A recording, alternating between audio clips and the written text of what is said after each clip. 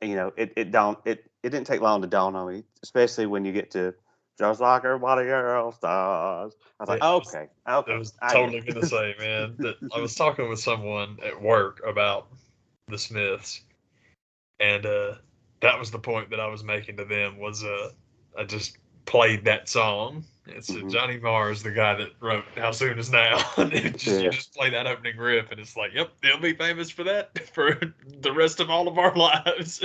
it was in virtually every freaking movie Oh yeah, that came out from, there you was know, was some it like funky '94 car to? commercial that used it too. I don't remember now what it was, but it was like, Mhm. man, that's pretty great, man. There's there's that song from the '90s, and that other song that I I could never name who sings it. I can never name the song, but you've heard it 1,000 times. It's that song from the '90s. Do do do do do do. And I have no clue, and I know that doesn't do it justice in the slightest. But it's the anyway. It was nice to see him. Is what I guess what I'm trying to get Yeah, at. yeah. Darn, excuse me, y'all. No, that's very cool, man. Like when you mentioned earlier going to see the Killers, I'm like, that's pretty sweet. Because I mentioned to you, man, I just have it on good authority that I just need to focus on Sam's Town. And I've listened to it before and I love it. It's the craziest thing. It's such a good album, but man, I am just like so hooked on Hot Fuss that every time I get to the Killers mode, it's just that because it's like the stuff, the huge hits off of the first album, I love. Everything else off the first album, I love. Like the songs on there on that first album that are just insane to me are oh man. Jenny was a friend of mine. The very first song on it is incredible.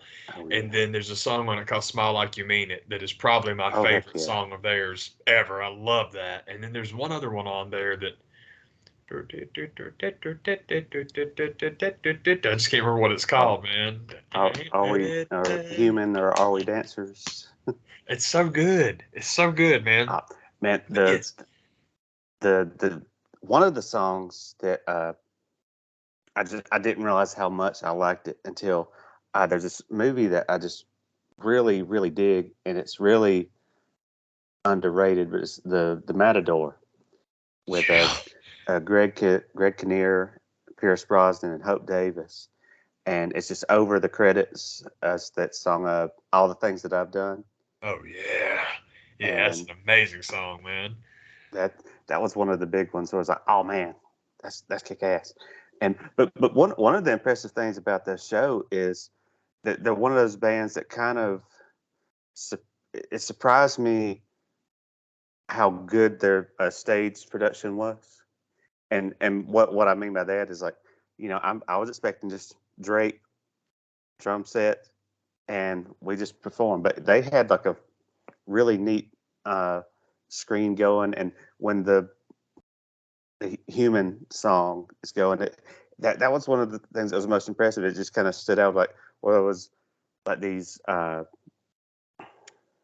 to describe it, tiles that had these really, it was like super cool looking uh there's like these tiles with people in there, and each one would start dancing, are we human or are we dancers? And it looked like super high def, That's like awesome, man. almost to the point like, did they set up a stage and they got people up there? What the What, hell did they do? where are those people at? Hey, no, Brandon, what do you do? What do What'd you do? you do? Stuff like that's what I go away from shows kind of, being surprised at sometimes. It, there are certain the bands out there like the Rolling Stones and stuff like that that spare no expense, and you kind of don't notice in a way. But something about a band like that, kind of putting out a really cool uh, show like that, it's kind of, I wasn't expecting that. Yeah, man. That and hot sauce, hot damn. Come on, man. What y'all doing to me? Um, yeah, like stage shows. I know that I bring it up all the time. We talk about concerts, man, but um, the show period was unbelievable, but man, when they got to the ghost portion of the show, the Gwinnett Nine Inch Nails show, just the way they performed that, it's like, man, if Trent Reznor and Atticus Ross wanted to tour and play their soundtracks, I would love to go because Yeah. it was just like, yeah, they could do that. That'd be amazing. But yeah, that's a group that I don't know. I don't remember when, man. I guess just playing stuff on my phone or whatever. But I started getting videos of like shows of theirs. So I'm like, yeah, I'll put that on. It'll be all good. And as far as like what you're talking about, man, with like the show, I'm with you. It's very impressive. And then as far as their replication, like them playing the songs live, they're sick. They are very, very good. So I think that's just super cool because I always love that. Like from that era, I like the Killers.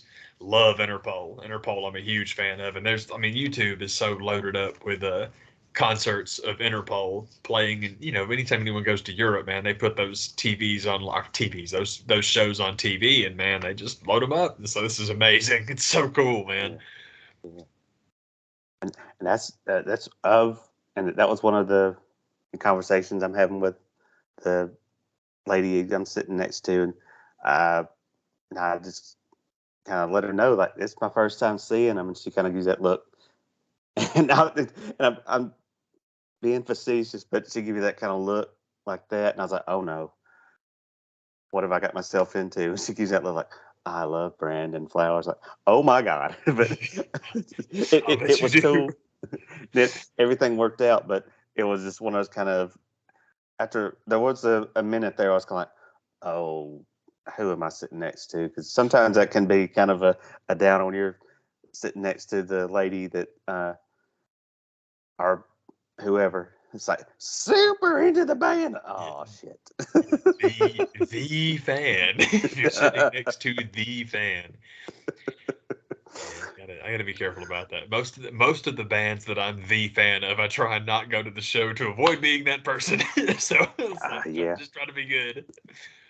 I feel like I'm kind of good at containing it, but there's times when I bubble out and I run it over. Yeah, I've been to a couple of shows that I 100% just geeked out at, lost my mind. Just great. It was kind of funny when Johnny Marr comes out. Most of the crowd is realizing who he is. I could see over the shoulder of the lady a row or two in front of me, and it's kind of funny. You can see what she's texting, and I can see everywhere she's texting. Like, all the old men are going crazy. Dude, seriously, this guy must be somebody. I was like, okay. Oh, the old men are going crazy. That's awesome. So I had to kind of steal that. Yeah, I can dig that. It's worth stealing. That's good, man. And that's the fun I got into last night. And but man, one cool thing I did, one thing that was a pleasant surprise, is I watched a kick-ass movie that man came out of freaking nowhere. And it's not that I hadn't heard about the movie. It's just one of those kind of jams that started off as one thing, and I was like, how in the world did we end up here? But it's a movie called Last Night in Soho, and have you seen it? Just the previews for it. I remember the commercial, but I didn't see the actual movie. Man, I had remembered seeing the trailers and remembered hearing Edgar Wright's new movie. I'll file it away. I'll get around to seeing it at some point in time, and kind of forgot about it, to be honest with you. And it was one of those things that came across the channel one day, and I'm like, I'll click it, put it on the DVR, and get it watched. Oh yeah. And honest to God, I turned it on having little to no clue. I bet the only thing I could remember about the movie was that Anna Taylor-Joy was in it, and she was everybody's favorite thing there, and still is after Queen's Gambit and all this stuff. And just really interesting looking to begin with. And on top of that, she's super, super talented. But the thing that really kind of surprised me the most about this movie was it starts off and it's an Edgar Wright movie. So to be honest, I don't know why I do this to myself, why I'm so retarded, stupid sometimes, is for some reason, last night in Soho, my mind went straight to New York. Because, Edgar Wright, he there for a hot minute, and everything was based, set in London. And I just, for some, it did, I think Scott Pilgrim was technically Canada, and I don't know where Baby Driver was supposed to be set, but I hadn't. I just thought, well, it's gotta be in New York, right? And of course, that's not the case. There's Soho, London town, and I was like, okay, well, I feel like I wasn't paying enough attention. But honest to God, it is one of those movies that starts off, and it I would say takes about a good 10 to 15 because I'm like, what in the world am I watching? And the other thing I need to point out is the star of the movie is Thomasina McKenzie, and the name you may not recognize, but I could recognize the face, and it's amazing just what a couple of years age on anybody can change their look up. Because I'm like, I know this girl from somewhere, and I know she's not old enough to have been the childlike empress, but she is stunning. And I know I've seen her before. And just, through the magic of Google devices, she's the young girl that they're hiding in Jojo Rabbit. Oh, okay. Okay. And it takes about a good 10 minutes of setting up the story and how she's gonna get to swing in London town. But it's one of those kind of movies where you're just kind of like, okay, maybe this one just wasn't for me. I like this actress. I like Edgar. I want to be supportive, but I'm just like, it's a story about a girl going to fashion school, and then they get to Soho, and Edgar Wright decides, I'm gonna put y'all through a horror movie because I can, and I'm gonna.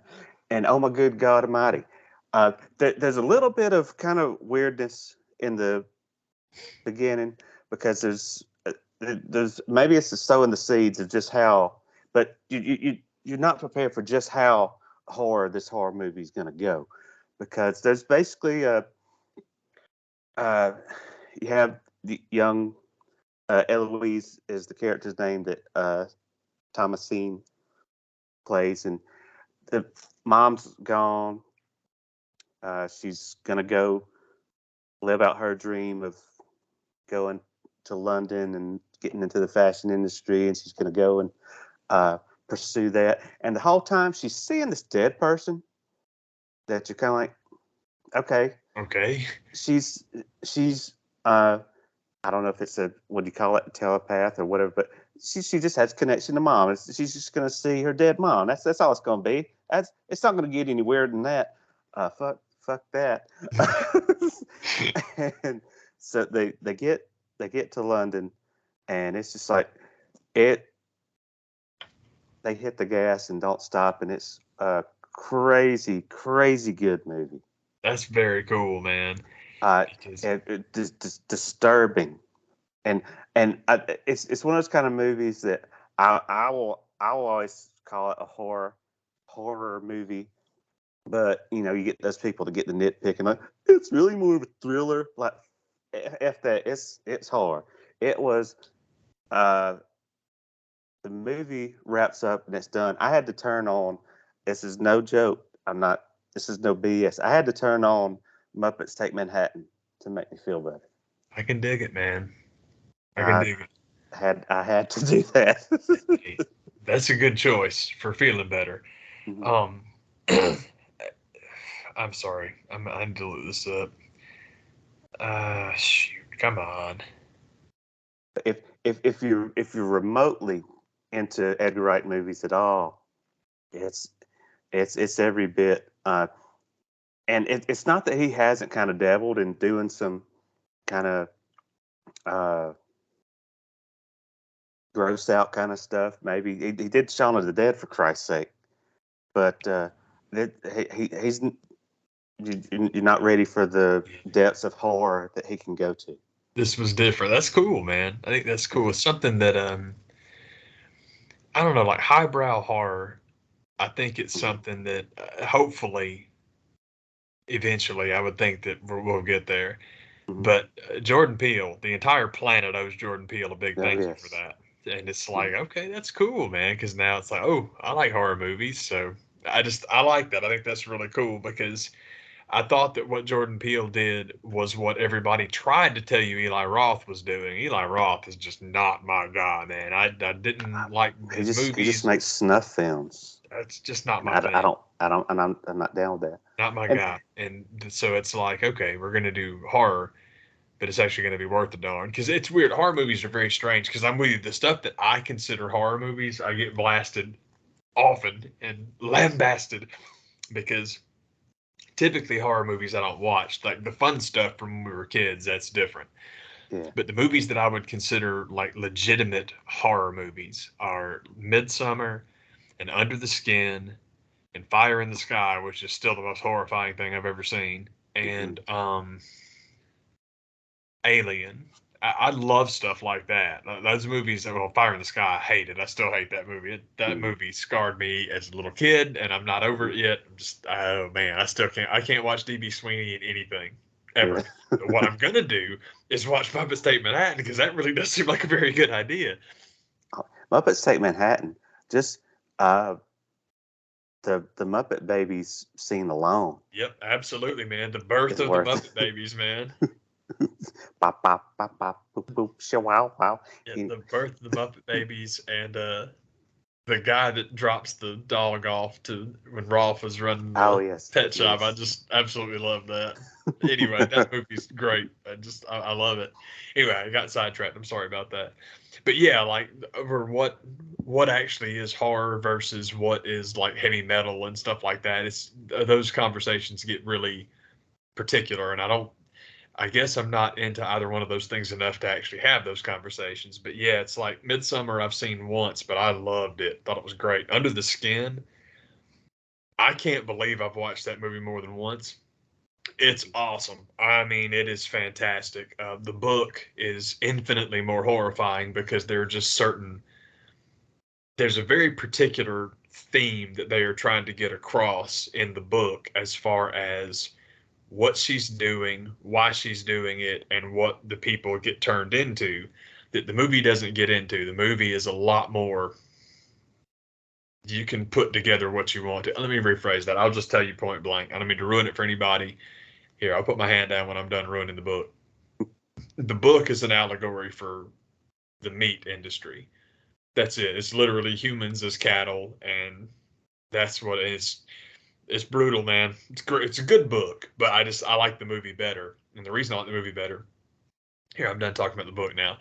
Um, as I love the visuals, it's just really really awesome.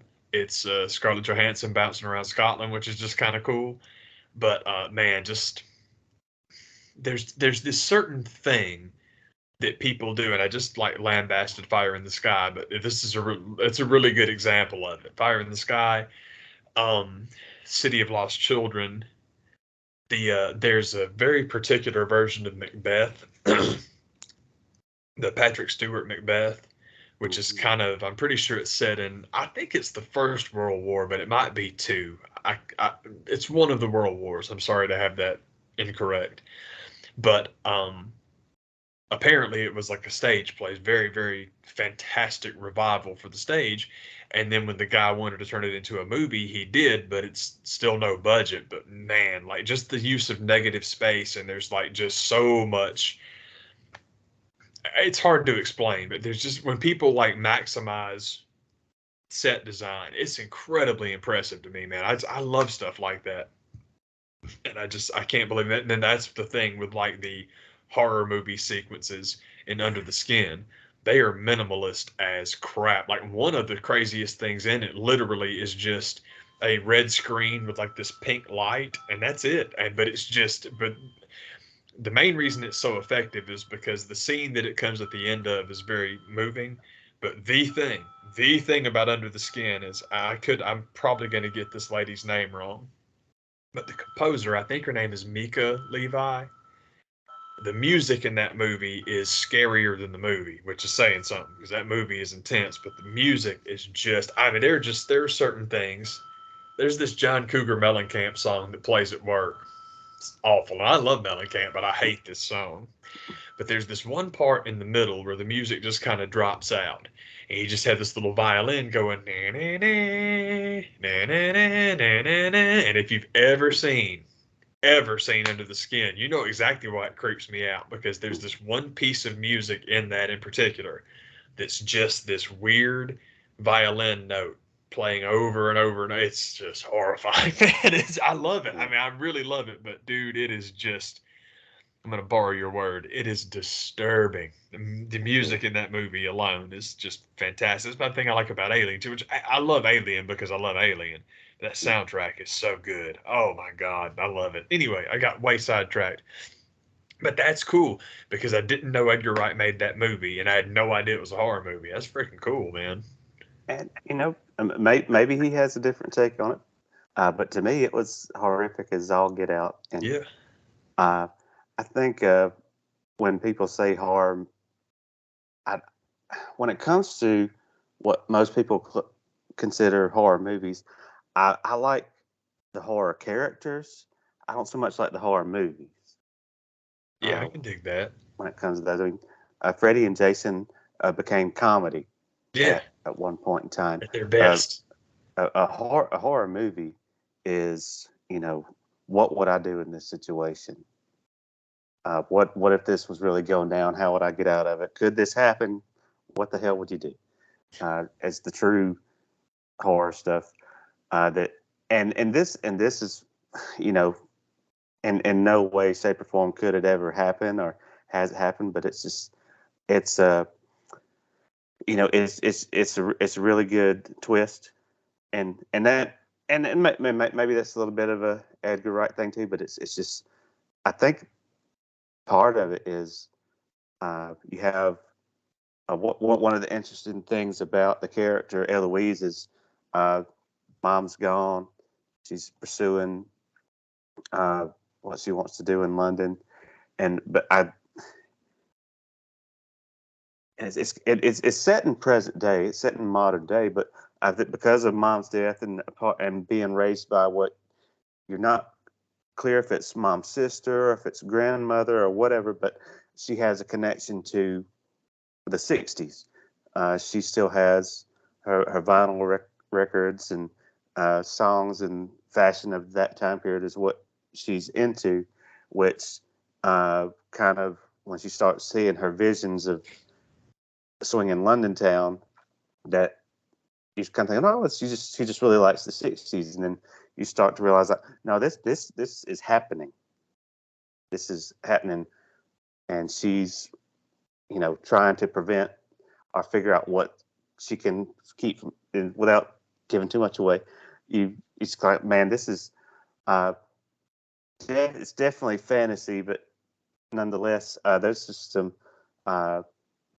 just some of the images in it. I was like, whoa, this is and it's silly to say when you're talking about a director like Edgar Wright who has put some horrific, like gross out stuff, but it's more like it was always been more kind of funny, like ha ha.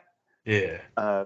Timothy Dalton got a church spike through his whole head in a movie. And some of the stuff in Shaun of the Dead, I was always kind of like, this isn't real. This isn't real. Wink. This one's like, no, we're bringing blood and stabby stuff. And like, oh god, Very cool, man. Kind of the vibe I got, and part of it too is, it's so easy to see someone like Anna Taylor-Joy and she's like, whatever, pretty girl, but she is so good and so beautiful, and the Thomasina McKenzie is like her counterpart in present day that is just equally as stunning. You've got, I don't want anything to happen to them. I gotta find them and protect them. And So, and that's part of, I guess, the horror that comes up. It's like, I don't want anything. What? She didn't do nothing to nobody. that's the only reason you do it. It's interesting. To you. It's interesting because the two things that I've watched recently kind of tie into these conversations in very particular ways. I'll see if I can get there. One of them is about seeing somebody that you haven't seen in a while, and it's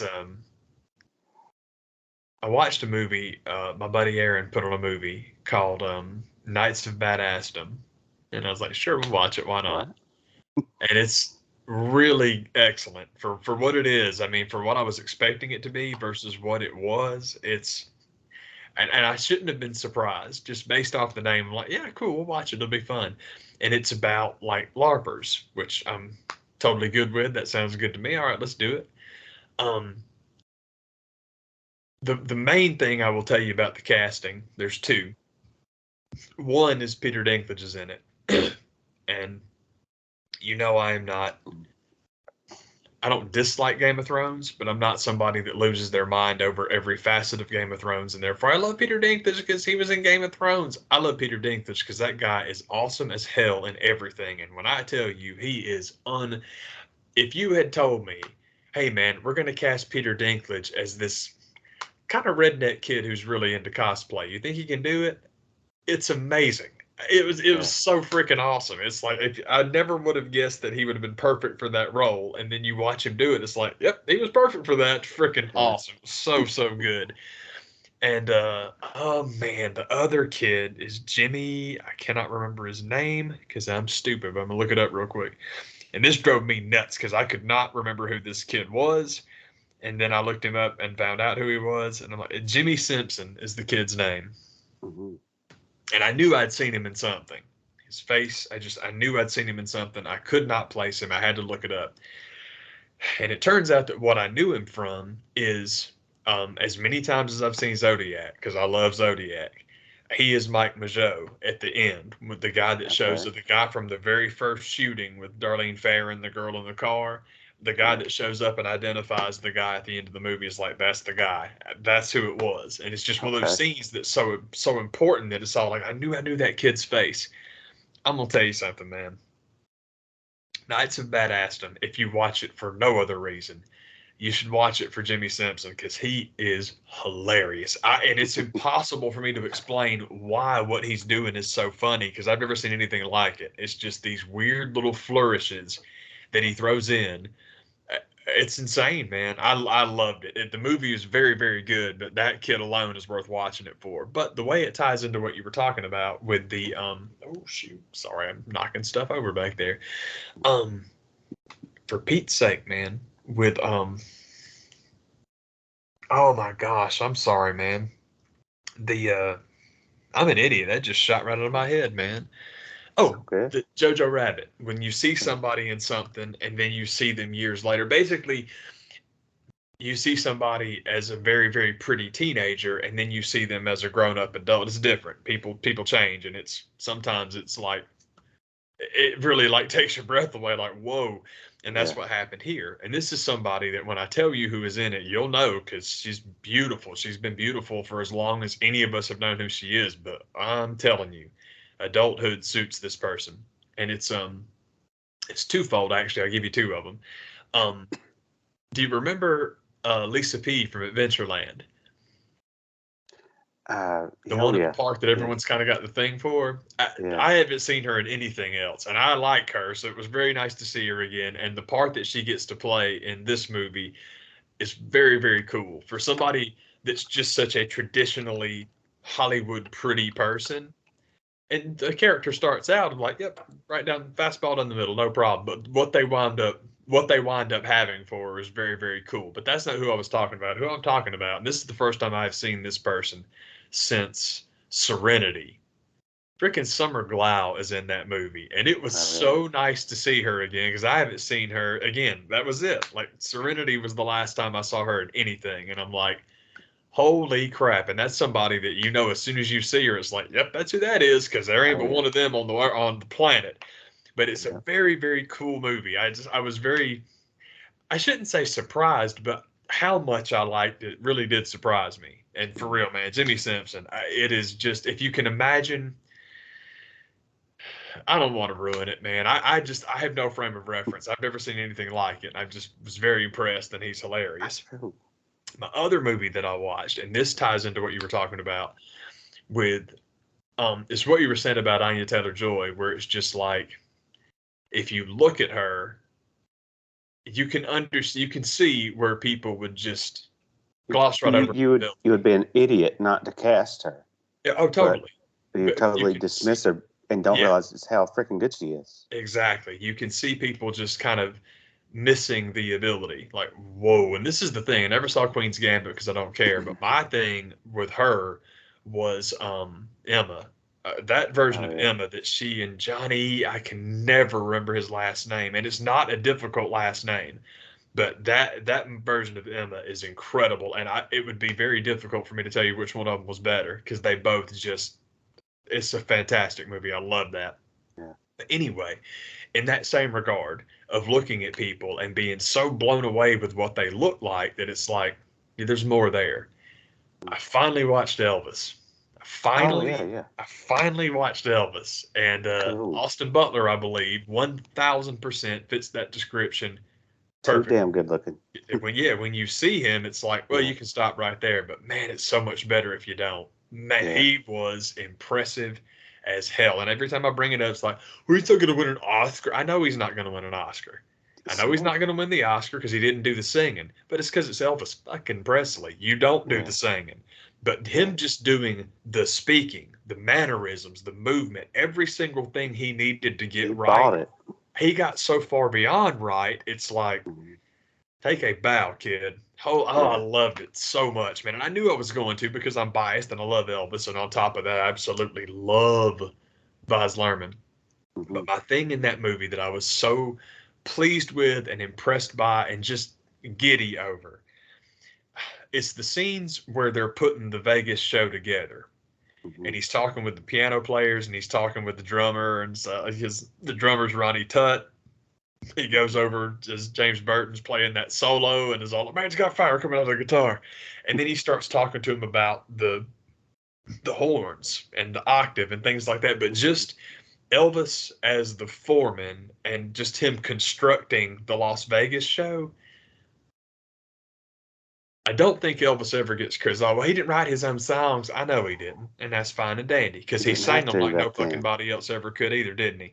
But Yeah. as far as the Las Vegas stuff, which, as you know, I mentioned on here before, but it's the truth. That is my favorite Elvis era. I love it, and I love it for two reasons. One, he was having a good damn time, and I love that they got that across in the movie. Eventually, Yeah. the good times wore off because he wanted to tour, but still, it's when he's talking about I'm singing the songs I want to sing and songs I like, and just the way the show in Las Vegas was put together was all him, and I love that that got put in the movie. There's that old documentary about him called I think it's That's the Way It Is, Yeah. and you can just the beginning of that when he's in the studio with the band and then he's on stage with Sweet Inspirations and it's Hmm. just I loved all of that just so much, man. It just I thought that there were a lot of people that were gripey that not a lot, but I had seen people complain that Lana Del Rey not getting cast as Priscilla will keep me from watching the movie. And I'm like, you need to watch it because the lady that got to play Priscilla and for what they wanted Priscilla to be, she killed it. Yeah. Killed it. She's I very just good. loved everything about it. I thought it was, and I knew I was going to, and I'm biased, but holy crap, was that good? And That's fun. that's what that made me think of. Is it's all like, yeah, I can see that with Anya. Definitely, it's all like, pay attention. You will if you can get past if you love looking at her that much, man, and you want that extra layer, you're gonna love that too. Just give him that day in court. But the kid was amazing. It was I loved everything about it. And there's a lot of stuff in there I did not know. And it was like, okay, that's cool, man. Yeah, man. There was some timeline stuff that got kind of shuffled around. It was like, yeah, it's a movie, y'all. Yeah. Oh yeah. If The music if we told it, biopic stuff. if we I told got it no straight problem. up as it happened, it'd be boring. I've got no problem with biopics being biopics. They don't. It's okay. I don't need every detail. I don't need everything to be exactly the way it happened. Like for example, I've seen the Queen movie I think 4 times. I love it, man. I don't give a shit. I don't care about all. I don't care about that It's stuff. cool. I thought it was. I love that movie. One of the things that floored me to find out about Elvis, I just never knew. It's one of the things that I just always assumed something that wasn't true. Uh, he never christened that property Graceland. It was Graceland before he bought it. Yeah, that's And cool. And I didn't know that I till I never went know there. I never knew that, and I don't even think they even point that out in the movie. But just the fact that you know, clicking around and reading, and I just always thought, well, he surely enough he bought. I know I realized that he didn't build the house. So I thought, well, he bought it, and I don't know because it was Graceland, and it was Graceland before. So it's like I always thought that was cool as shit. I I don't know assume why. I assumed Graceland was Paisley Park, and that that's what he Mhm. called it. And I'm with you. I had no Yeah, idea that no, that's the property he bought. Like that's freaking cool. I didn't know that till I went there. yeah. And on the subject, I stuck around, watched the credits because I love doing that. And I'm gonna tell you when it gets, I might be wrong. I want to say it was First thing you hear over the credits is "In the Ghetto." I thought that was brave. um it was good. It's got like a rap version in it, but Yeah, nonetheless, I'm okay with it, man. And I appreciated them touching on those things because it's like as much crap as Elvis takes for being a racist, it's like wait till you find out where the boy's from. And I mean from. Have fun. yeah. Have fun eating your fucking crow because it's like, y'all, it's I guess my thing is this. As much gymnastics as I've seen people do, no, Eminem is not appropriation. Do you know where Eminem is from? And I'm like, yeah, Eminem's from a wider part of Michigan than the part of freaking Mississippi that Elvis is from. Mhm. It's like stop. You can have both, and it's okay, but do not trash Elvis. Then tell me that Eminem's okay. Don't tell me the Beastie Boys are okay. It's all okay, man. All that stuff is cool. From the neighborhood, especially, because then you really know. But it's like Elvis is from the hood, y'all, and I'm glad they mentioned that. I'm glad they put it in there and explained, like, nah, man, look, there is poor in Mississippi, and then there's poor black in Mississippi. That's where Elvis grew up, and I'm like, thank you for mentioning that. And also, that was one of the things, man, where, oh man, I love this. This was just one of the coolest things in the world. Where literally you've got him and his buddies hanging outside the shack watching the dude play the guitar, and he steps back, and you still hear the guy playing the guitar. It's all good, and then you literally hear the church organ in like the other. This is why I love Baz Luhrmann, where you've literally got those two songs going at the same time, just in different channels, and it's like that's Elvis, man, right there in Yeah, the middle. What a cool way to represent that. That was amazing, and that's right in the beginning of the movie, man. yeah. That blew me away. I thought it was so cool. I loved it. I I don't think it's the first song you hear in the movie because I want to say there's that part of Suspicious Minds that was in the trailer Yeah, might have got played early on, but like the first thing that you hear, you see Elvis on stage doing his freaking American trilogy. I yeah. thought, man, that's I didn't. I know I didn't direct this, but it's a good choice. So I'm saying we would have both signed off on that. I thought the bookends of like Elvis performances for the movie were incredible. And one of my favorite things is how prominent Unchained Melody was in the preview, and it will still kick your ass when you watch the movie. And one of my favorite things is you get the one scene of Austin Butler and all the makeup, and then it's the actual performance because you that's Mhm. just what you got to see it because that version of that song I don't remember if that was the last show but it was one of the last shows. Mhm. people talked about. That's the one that's on Moody Blue, man. If you pull up Moody Blue right now and listen to Unchained Melody, that's it. That's literally the only version they ever released that I know of. I just thought that was such a cool idea, and of course, I'm happy because it starts and ends in Vegas, and that's the stuff I love. But yeah, man, I thought them opening with Suspicious Minds, man, that's cool, man. But yeah, like you're talking about, man, that this is the first thing, like that's freaking cool. I also appreciated because I was wondering, like, well, I can't imagine them like going to Hawaii because I don't know how much time we got left here, man. But I thought the way they presented that with just like the old album cover and it bouncing off the satellite, that was just neat the way it was put together. And it just I thought that Hanks's voiceover, where it's just all like, "Ever been done before? Haven't been done since." I'm like, it's just awesome, man. Yeah. It's so cool, dude. Yeah, I did the same thing that a lot of people were talking about when it was out. Like, there's like a good solid 10, 15 minutes where you're like, is this the Colonel Parker story? I mean, what have I sat down to watch? And it's just that funny Tom Hanks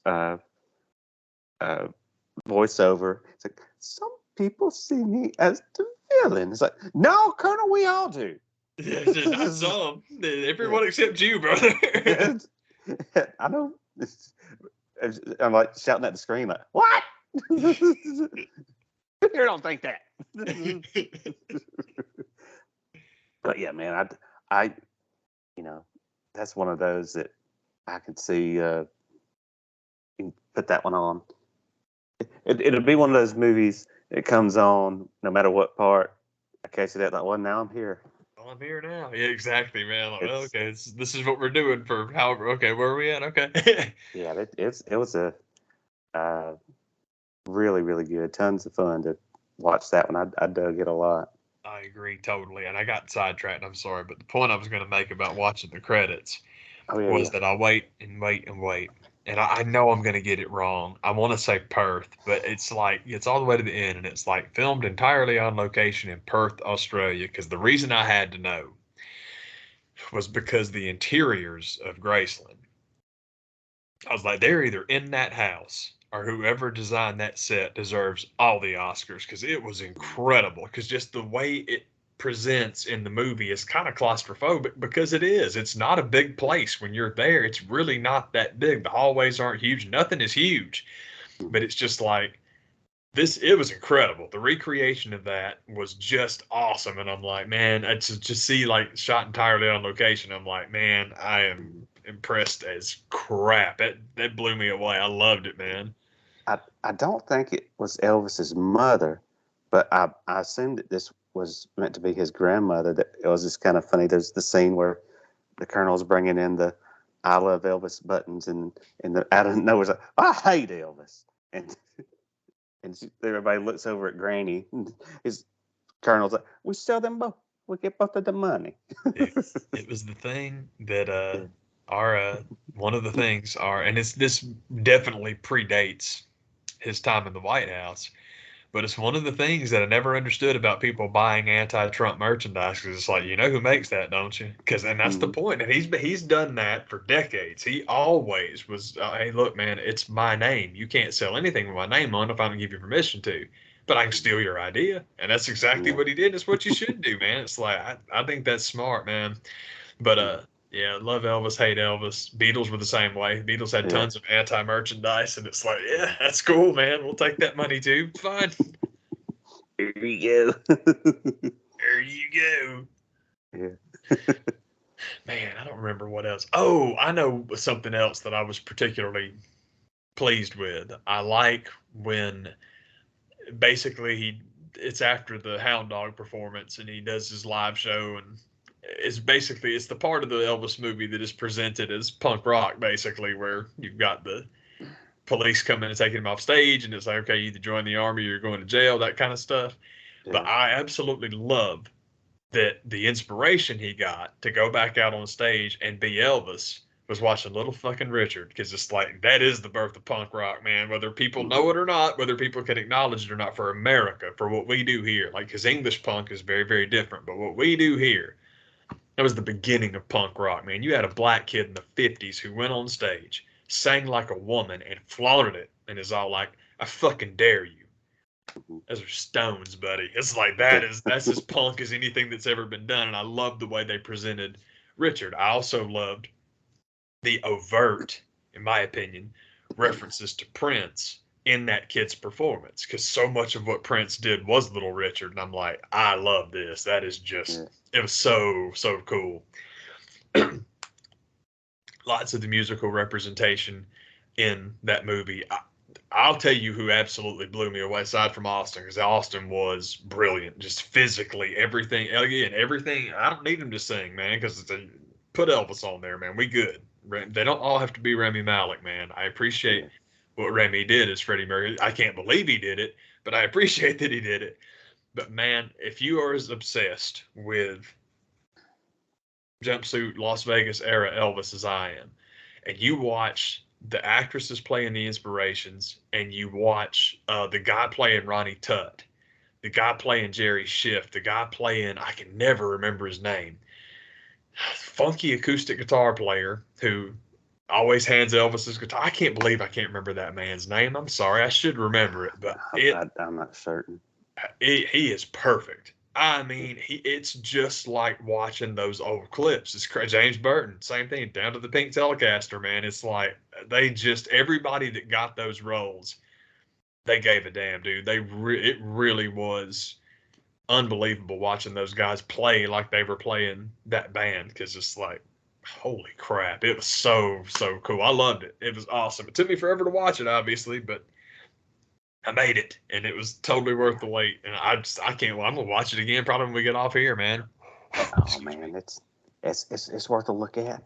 Yeah, totally. I need to watch Knights of Badassdom again too, because it's just it's silly, but it was fun, man. And also, it was very nice to see a couple of folks, man. There's somebody else in it that's totally awesome, but I don't want to ruin everything. So I'll leave the one, because again, I don't want to tell everybody. That's cool. But anyway, man, I had it's kind of a quick movie review. Another one that I kind of happened across that surprised me how much I liked it. But there was that movie that came out, I guess, close to about a year ago, maybe not quite, but it's that Bob Odenkirk movie, Nobody. Yeah. And really, the best review that I can give it is this movie is everything that people told me John Wick was. This is John Wick being a action movie that's kind of a weird start is not. You don't have much trouble buying Keanu as this badass hitman.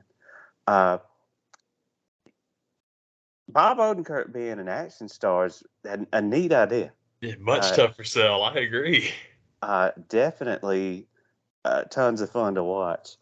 And it's, and it's kind of similar.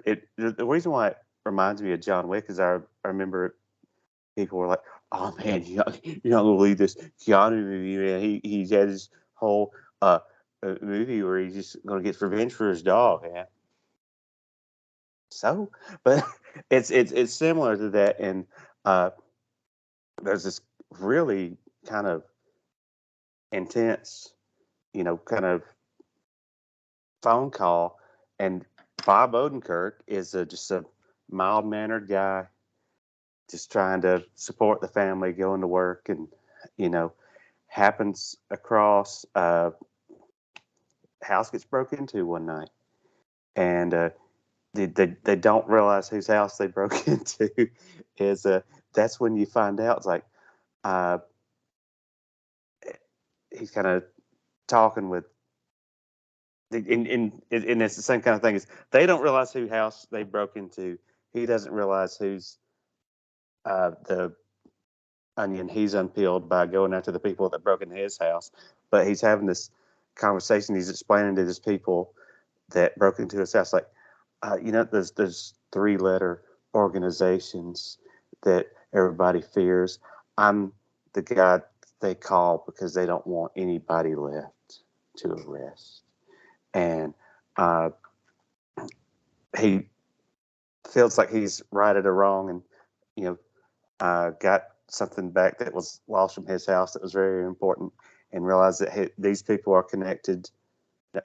He has an altercation on a public transportation bus that links to Russian mafia stuff, and the Russian mafia come after him, and even as beat up as he is, and as you think he's counted out, he's having one of those conversations with this Russian mafia people. It's like, you came to my house. That's something you just don't do. Like, oh shit, this is serious. but I'm telling you, man, it's a way more fun movie to watch, seeing this comedy guy that you buy it, and it's ton of fun, and definitely one of those kind of movies I could see just it's Punisher Warzone. Nobody. It's right there. Yes, Punisher Warzone. The It's most just underrated masterpiece of all time. I it's might shock the man and some other people we know, but I might have to say nobody is better than Punisher Warzone. It hurts But a little bit, but I understand. but equal in the fact that you can put that one on and have a good ass time. And Yeah. I'm not one of those people that's like, oh man, I'm a big action movie guy. I gotta have a good shoot 'em up. I'm not down with that, but there's times when I'm I watch some shoot 'em up, but it's fun when there's kind of when there's an actual story there, Oh yeah. and more than just Jean-Claude kicking guys just because they're there. Because they're there. Now, action movies, man. Action movies are. It's like we were talking about with horror movies earlier, man. There's not any style of movie that just cannot catch my interest.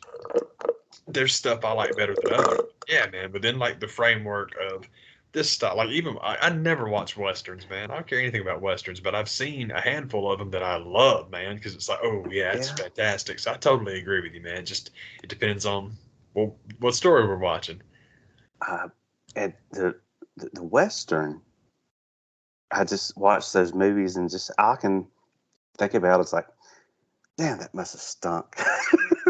Yeah. but then when you pepper in the Western into like a West World or something of that nature, like you're kind of getting there. But I don't. There's I've never understood the person that can obsess over them, because for the most part, worse than any other genre, that's you know, I've got to qualify that. But more than any other, I feel like once you've seen one, you've pretty much seen them all. I think the Western is probably the most formulaic genre ever, and probably mostly for when like it was when the studios were pumping out like what are still like the classic westerns, man. They weren't hiring anybody to write nothing, man. So it's Yeah. like, yeah, I can see that. Like, I guess my thing is you have like the western and you have the romantic comedy, but when the romantic comedy, especially in the early '90s, like became the thing, you had more established screenwriters, and again, most of them are schlocky and formulaic too. But man, when they're good, they're real good. Mm-hmm. And with the westerns, it just seems like there's a whole lot more movies that come out before you come across the one where I'm like, oh, I like that. So, but that's just me. But I think it was Yeah. just maybe it's just an era thing contributes to that too. Mm-hmm. So, but that's if you're out and about and you come up, there's some fun stuff that I won't spoil, and nobody's like, oh man, hey, that was cool. It's good to see that guy again. Yeah, man. and, Yeah, it's and cool. and like most shoot 'em up action movies, it's wide open for a sequel, brother. Oh, that's what we so, want, man. Still so nobody. nobody in her. Yeah, oh, that'd be awesome. So that I was just surprised how much I wasn't surprised how much I liked it. I just was I guess one of the things that it left with uh Night in Soho and Nobody Both, I was just left with the impression of, why haven't I heard more about these movies? These are freaking good. And everybody's complaining about all everything's from Marvel movies. Ain't nothing to watch. But man, that's some good. There was been some good shit. And didn't hear the first person in my circle be like, "Man, you got to watch this." Yeah. Of when I find a song, real bad about this with songs that makes me think of someone, I'm gonna send it to you. Oh yeah. I've really worn out my welcome with some people doing that. Or if I find a movie that I think somebody would like, the first thing I'm going to do is send you the trailer. And I never had anybody do that for me with these movies. And maybe people were loving them way more than I realized, but I just never heard anything about these movies. And I was like, man, these were really really good. Yeah, man. That's some fun. But yeah, I'm with as far as like professionals and whatnot, man. Yeah, I've had enough of the oh man, it's just all Marvel stuff now because the only it's like listening to Cornette whine about AEW. It's like, brother, that's Mm-hmm. your paycheck and everybody Yeah. knows it. And Mm-hmm. that's the problem I have with the anti-Marvel stuff is like I understand that you have to talk about this because this is the industry now, but God, I wish she would change the record. Man, no one is making you watch this shit. I know because I haven't seen any of them in a while, and I want to see them, but I just haven't done Mm-hmm. it. So the point I'm making is that no one's making you do it, except that I guess you do. It's the it's the Skip Bayless LeBron thing. LeBron is how he gets paid. So by the way, Yeah. that was something I heard interesting the other day about. This is just like the new LeBron as far as really everybody, but definitely Skip Bayless is concerned. um, Shannon Sharp was talking about they took a poll, like a little, just a little quick poll of every GM in the NBA, and they asked him, "Who's the best player in the league under 25?" And the top contenders were Jason Tatum and John Morant and Luka Doncic and Trey Young and Zion Williamson. And I'm pretty sure there are 30 teams in the NBA. And he says by a count of 30-0, Luka won. And I'm like, of course Mm-hmm. he did, because that's the right answer. I love Trey Young, man. But Luka's the right answer, especially if you're a GM. Because as a GM, you're looking at basketball, but you're also looking at merchandising, and nobody touches that kid for merch. But my point about him being the new LeBron is Bayless has had the fucking knife in that kid since before he got drafted. And I'm like, you know what this is. You know exactly what this is because LeBron's amazing, but he can't play forever. And basketball is going to be around for a long time. So you need to get your hooks in, your new little meal ticket, so this is what you're doing. But it's like I just thought that was very cool, man. I was talking to a buddy who's a huge Grizzlies fan, and is like, "That's disrespectful. They got to pick Ja." And I'm like, "No GM is going to pick Ja over Luka because Ja Morant is an amazing basketball player, but Ja Morant's dad is a head case, and Ja Morant. I'm not saying he has attitude issues, but I'm saying you will need to kid gloves him a little bit because it's Yeah. like you ain't gonna tell John Morant shit. That's what I'm telling you. You ain't gonna tell that kid shit. And watch him play basketball, I understand why. But if you're picking somebody to build your franchise around, you want the guy you can talk to a little bit. And it's not necessarily that Luca takes advice either, man. But the Luca thing is funny, and I know he gets away with it because he's a white kid. But people talking shit to him, it's a bad mistake to talk shit to that kid because then he will go Larry Bird your ass and just knife you. And it's like there's Yeah. the Patrick Beverly shit where Patrick Beverly's doing the Patrick Beverly thing, man, and he's like following him back up the court, just looking at him, and it's all like, "Fuck you, cunt." That's literally Luca's attitude, and it's all like, "Be careful, y'all." I love Yeah. that kid. I think he's awesome, man. But my favorite thing with Luca is still the All Star game where he hit that freaking half quarter over Trey.